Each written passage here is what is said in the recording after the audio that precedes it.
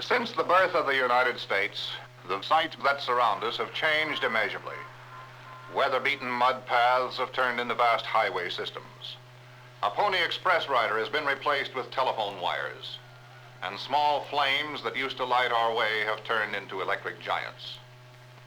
Perhaps less noticed, but just as significant, the sounds of our country have changed as well. Town criers' voices have been replaced by the sharp hit of a newspaper against a back door. The hoofbeats of horses have been changed into motors and horns, and the sound of an aircraft engine is now a jet whine.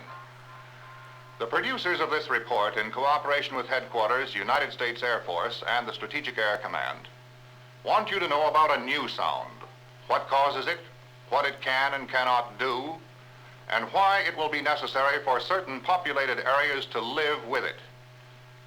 For unless we learn to live with it, we may not live at all.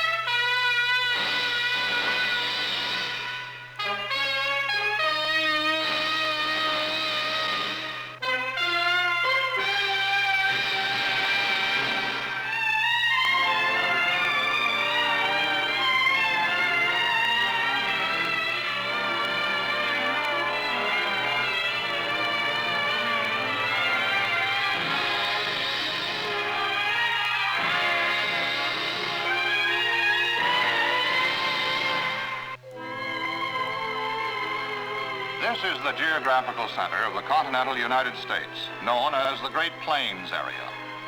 Here near Omaha, in the seemingly illogical surroundings of miles of farmland, is the headquarters of a major deterrence strength of this country. Headquarters, Strategic Air Command, the organization responsible for implementing the philosophy, the policy of deterrence. As the book says, the mission of the Strategic Air Command is to be prepared to conduct strategic air operations on a global basis, so that in the event of sudden aggression, SAC could immediately mount simultaneous nuclear attacks designed to destroy the vital elements of the aggressor's war-making capability to the extent that he would no longer have the will nor ability to wage war. From this headquarters building near Omaha, Nebraska, the Commander-in-Chief can order SAC's combat-ready alert bombers into the air in a matter of seconds. 24 hours a day, every day, from SAC bases throughout the world, from the North American Air Defense Command, information is fed into the control center to be correlated on these panels, information vital to the direction of the strike force. Already charted on the panels behind the drapes are SAC's emergency war plans. Plans detailing each target for every plane, every missile in the SAC arsenal. Should war ever come, the curtains would be drawn aside. In a matter of moments, the control center would be sealed off in fighting configuration.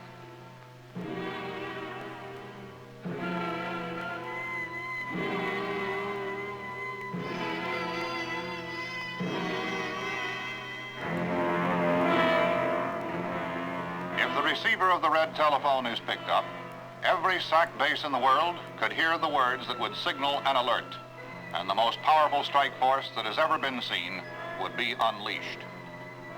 The gold telephone is in readiness for only one phone call, to relay the most vital order from the President of the United States to the Commander-in-Chief of SAC.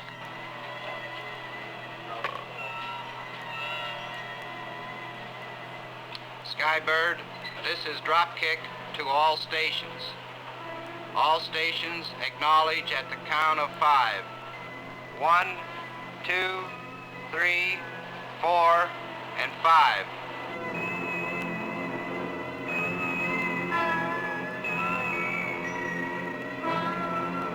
This is Dropkick releasing the alerting system.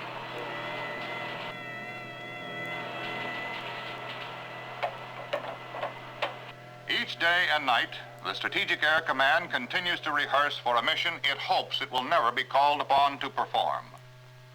The rehearsals, directed in this underground room, go on all over the United States.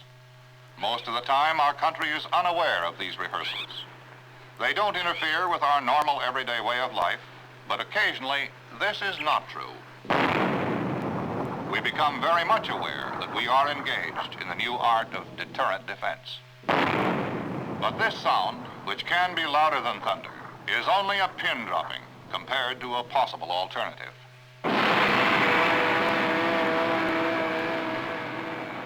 In this hideous cloud is a revolution in military strategy, an entirely new philosophy of international relations. Standing in awe before it, free men realized that the secret of this incredible new weapon could not be held for long. That soon the arsenals of governments dedicated to world domination would be stockpiled with bombs that would make this one look like a firecracker. And they knew then that to protect themselves from the bomb and from the ambition of totalitarian states, they must build a military striking force so strong that to provoke it would be suicidal. And so the strategy of deterrence was born.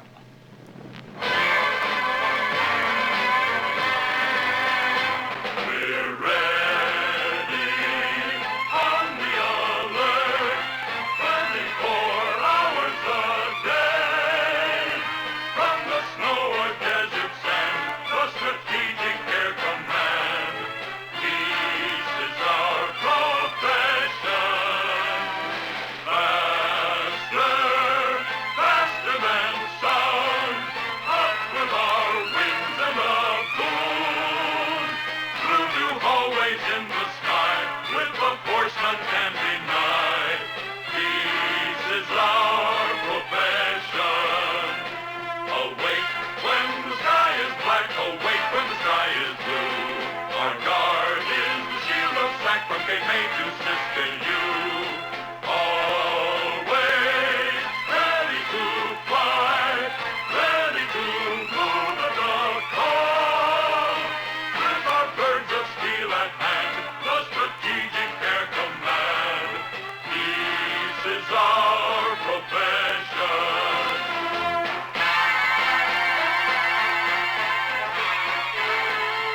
Today, and through the foreseeable future, SAC will be equipped with planes as well as missiles.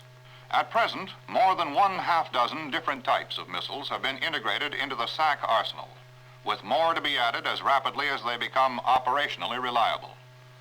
The first intercontinental ballistic missile to take its place in the deterrent force is the Atlas. But missiles are not yet available in sufficient quantities to be more than an adjunct to the deterrent force. And there is another problem. In the event of a surprise attack launched against us, the long-range radar of our early warning system might give us no more than 15 minutes warning. In those 15 minutes, we would have to get our retaliatory strike force in the air or face the possibility of having it wiped out on the ground. If our deterrent force consisted solely of missiles, every ready weapon would have to be launched at once. But the problem is that at the present time, our high-frequency, long-range radar is still subject to many bugs, electronic disturbances, interference from other radar installations. Even flights of birds can create patterns on the radar screen that could be mistaken for an attacking force. Checking and rechecking could well use up those precious 15 minutes. As long as there is any doubt, we dare not launch our missiles. For once fired and on its way to target, an ICBM cannot be called back. Bombers can. The newest manned weapon in SAC's arsenal to maintain the peace is the supersonic delta-wing B-58 Hustler jet bomber.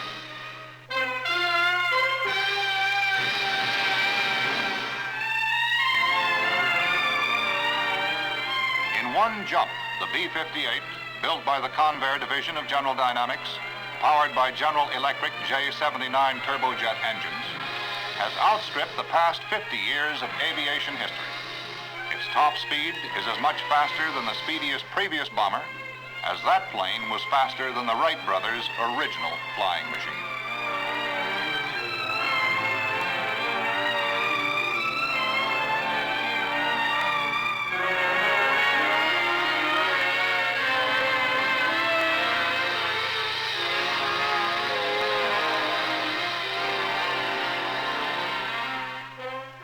philosophy and organization, modern weapons and then men. Trained men to fly these weapon systems, trained by practice of bombing missions without bombs. Directed by SAC, a practice bombing mission, one of thousands, is to be sent from Carswell Air Force Base in Fort Worth, Texas, where the top flight SAC bomber crews are undergoing training. Till you get the Excel points. Okay, acceleration. We're going F feed transferring. This crew has almost completed its indoctrination course in the B-58 Hustler. Only a few blanks remain to be filled out on their performance record charts before they will be qualified as a combat-ready crew in the free world's fastest bomber. They are the aircraft commander and pilot, Major Joseph E. Briggs, age 38, 14 years with the Air Force, married, 4 children. Again, we specified reading, is that correct? Raj, I've completed it. Defensive Systems Officer, Captain William H. Scanlon, age 31, 10 years in the Air Force, married, 3 children. We can expect fighter attacks immediately. Navigator, Captain Walter C. Lyles, age 30, 6 years in the Air Force, married, 1 child. HR control line. Each SAC training mission is planned with painstaking care. For every hour they will spend in the air, 1.5 hours have been spent in preparation on the ground. Each mile is literally flown on paper before it's flown in the sky. They say in SAC that you're not ready to take off until the weight of the paper equals the weight of the aircraft. This will be a radar bombing. The target, a long-range one, routed over 3,000 miles away. The center of the village square, Deerfield, Massachusetts.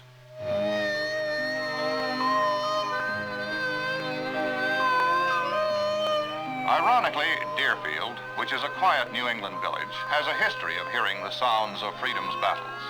And the memory of those sounds has been preserved in a memorial. One morning in 1704, 50 of Deerfield's residents were killed and hundreds taken away as prisoners. Half the city was burned to the ground.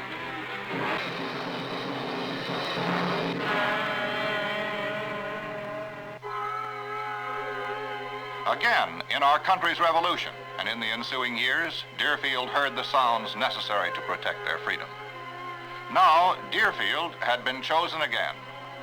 This time, there would be no battle attack, no fires, no explosions. But there would be a sound of protection loud enough to be heard by every resident in the village. Deerfield had not been chosen arbitrarily. This city, along with many other radar bomb sites or targets in the United States, was carefully selected because the pattern it makes in the plane's radar scope is similar to that of an actual target in potential enemy territory. The relation of the buildings, the hills, and the houses, even the memorial of Deerfield, creates a similar radar pattern to a possible enemy target city. The bomb they drop on the American target is a harmless electronic beam. It would, of course, be something else if they were flying in anger to a target beyond our borders. To reach their radar bomb-scoring site targets, the SAC crews fly a roundabout course over the United States of several thousand miles to approximate the distance to their actual target. During the latter stages of the flight, they may engage in evasive tactics against U.S. fighter planes of our Air Defense Command, testing their ability to penetrate any possible enemy defense. Refueling to the south tip of Coates Island, then on up north, back to Coates Island, to our HR control line, our start acceleration point, to our turn point on Lake Huron, to our IP in Lake Ontario, to Target Echo Deerfield, to our turn point, Nashville, Tennessee, Carswell, let down and land. Okay, well, let me check it one more time. The axis of attack, 117 degrees, Mach 2 at 40,000 feet. Do we have the RBS time? Roger, our control time is 0800. Bill, what's our fuel reserve going to be? We should have 11,000 pounds fuel reserve, provided our wind predictions hold. Good. Okay, we have the rendezvous, refueling, ECM, gunnery, bomb run, navigation legs, and then home. That should make it complete. Let's go and check the airplane.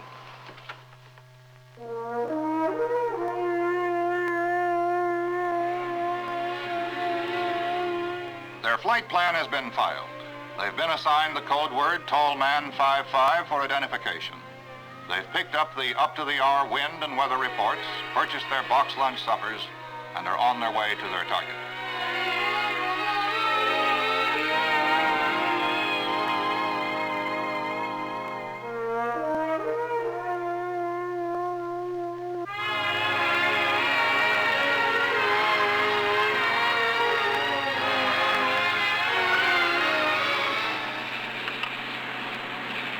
AC, this is Navigator. Your initial heading, 337 magnetic. Thanks.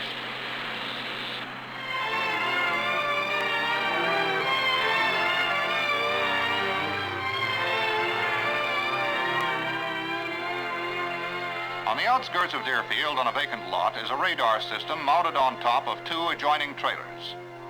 Inside one of the trailers is a small, dark radar room waiting for the telltale blip on a scope, which means the aircraft is approaching. In the other trailer is a group waiting to communicate with Tallman 55, as well as track the plane as it enters the target area.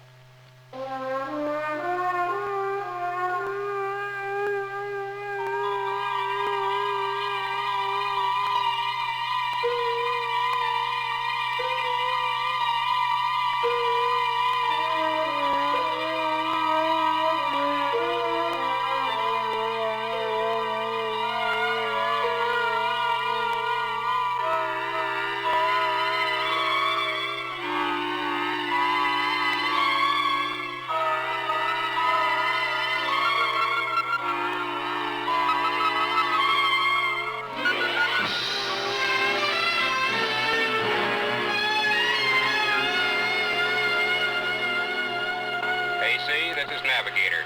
You're approaching acceleration point, 600 miles to target. Start acceleration, 30 seconds. Roger, Walt. Start acceleration checkpoint. 600 miles out at 0722. Let's get it in high gear.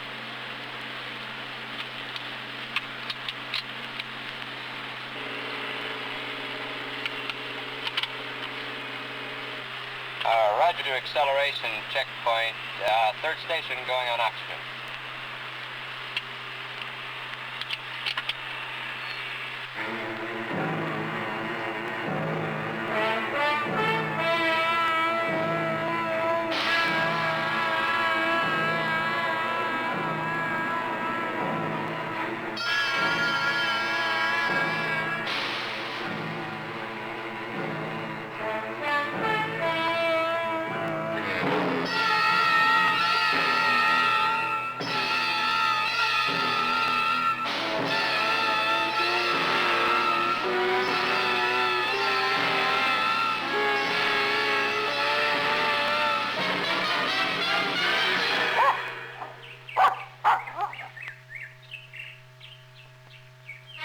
High gear, and the world's fastest bomber accelerates steadily to Mach 2, twice the speed of sound, for its final 600-mile dash to the target, creating and dragging with it a thunderclap of sound.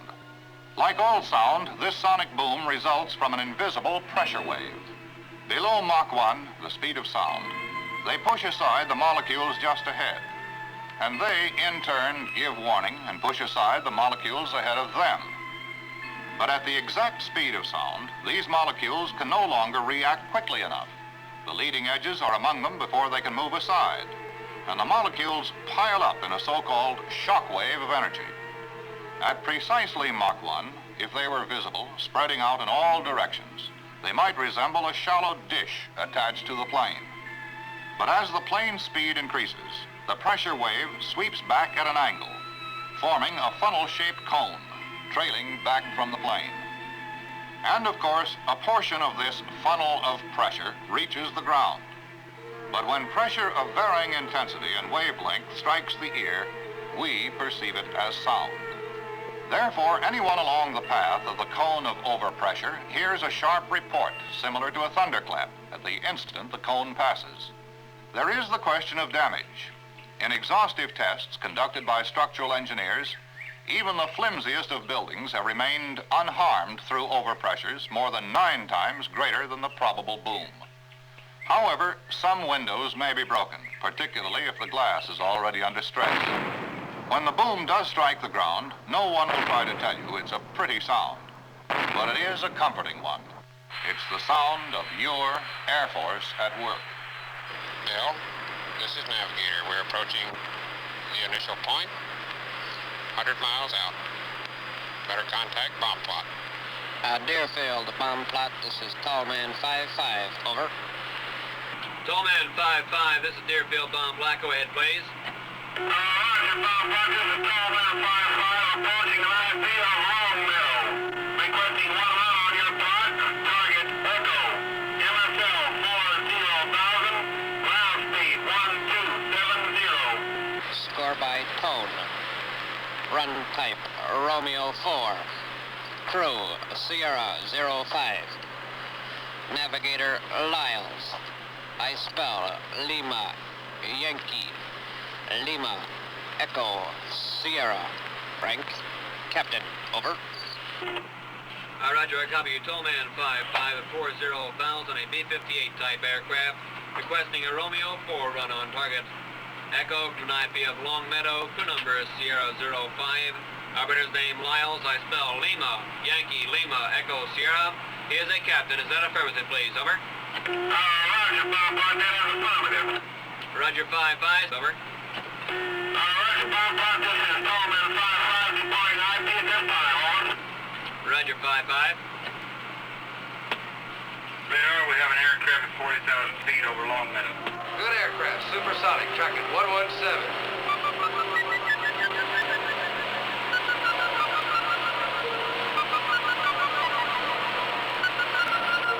Man, is this guy really coming in? Navigator, this is Defense Systems Operator. We're cleared for target. Bomb run checklist complete. I have the target on scope now. 300 seconds to go till bomb's away. Over.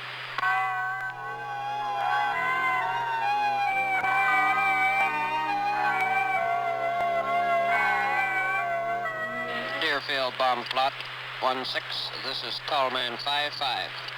50 miles. Make this the final. We're coming too fast for a 25-mile check. The 1170 is as briefed. Over. Roger 5-5. Over. Well done, 5-5.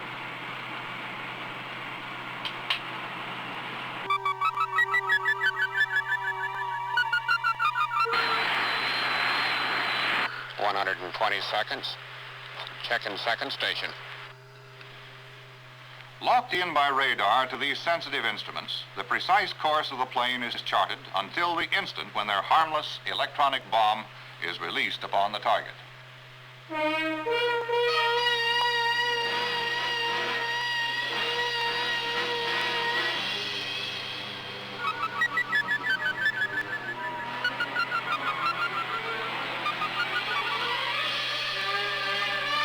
20 seconds, tone on.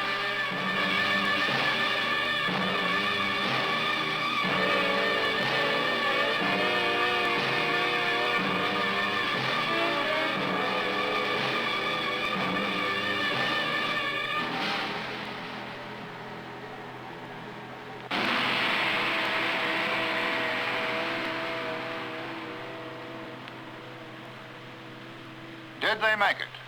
Probably so. They usually do. But deterrence is a perishable thing. It must be worked at constantly. In this business, there isn't much difference between self-satisfaction and surrender. If you can fly Mach 2 today, how fast can you fly tomorrow? If you hit the pickle barrel today, how about the pickle tomorrow? They'll be back tomorrow to see. Deterrence is a philosophy. Keep the peace by being strong enough to destroy the attacker. Deterrence is a bomb and a vehicle to deliver it. Deterrence is trained men. But the most important of all ingredients in the deterrent concept is the one provided by the people, the will. The will behind the concept. A public will to use the bomb and the vehicle, if it comes to that, to preserve a thing we call human dignity. For the enemy will not be deterred by all the planes, missiles, bombs, and men in the world. if he thinks we are lacking in the will to use them. Sonic booms are a nuisance. The men who make them know it and regret it as much as anyone. But to accept them as one of the necessary costs of being free is perhaps the very best way of demonstrating to the enemy our intention of remaining that way. As long as our planes are in the sky and not on the ground, as long as the boom continues, we stand prepared. The sound of the boom has become the sound of necessity and protection. The sound of your Air Force at work. Awake when the sky is black, awake when the sky is blue. Our guard is the shield of slack from Cape May to Siskiyou.